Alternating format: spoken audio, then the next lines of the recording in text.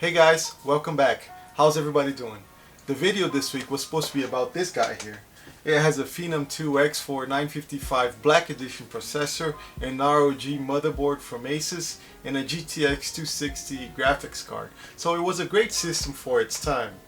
I think it's about 2012. But this thing was giving me so much trouble to run modern games in Windows 7, and it just delayed the hell out of this video. So instead of making this week's video about this, it's going to be delayed, and I made it about this guy here. Actually, I didn't make a full video. I translated a video I had in my Portuguese channel. So this is the PCV-W20, an all-in-one Sony Vaio computer.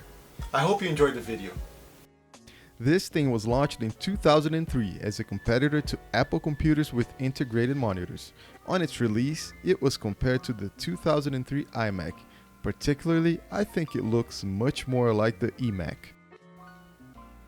One of the things that make the PCV-W20 stand out is its integrated keyboard. The W20 sold well in Japan because its design is ideal for tiny houses and apartments. When it's not being used, you can put the keyboard away, making its footprint a bit smaller. Even though it's an all-in-one computer, it has plenty I/O ports, enough to make Mac users of today envious. It has 3 USB 2.0 ports, mic, audio in and headphone or speaker jack, modem and network ports, memory card reader, 2 PCMCIA ports, which I find extremely interesting because usually PCMCIA ports are found in laptops and not desktop computers, and 2 iLink ports. iLink ports are Sony's equivalent to FireWire. They have 4 pins instead of the 6 pin in the FireWire port.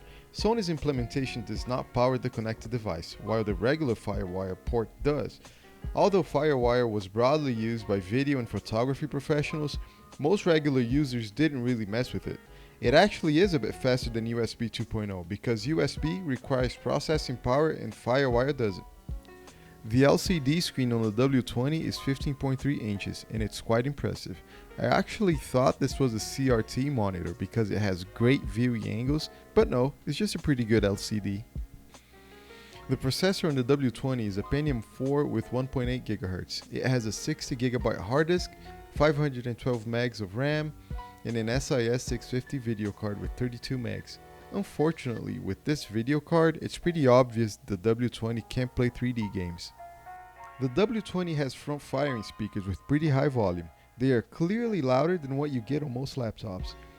It also has a DVD drive, since it's supposed to be a full-fledged entertainment system.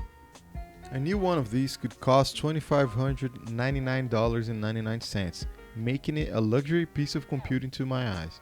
I guess it could be worth that if you really needed something of this size and configuration. So let's play a couple of games on it, starting with the classic SimCity 2000 from 1993.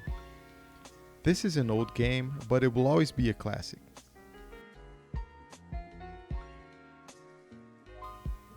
Captain Claw is a side-scroller released in 1997, and I love the character animation on it. Too bad there wasn't an option to escalate this game to the proper resolution.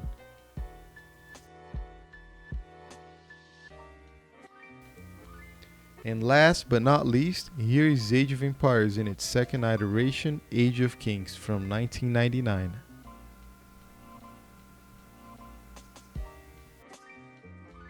So I hope you enjoyed the video.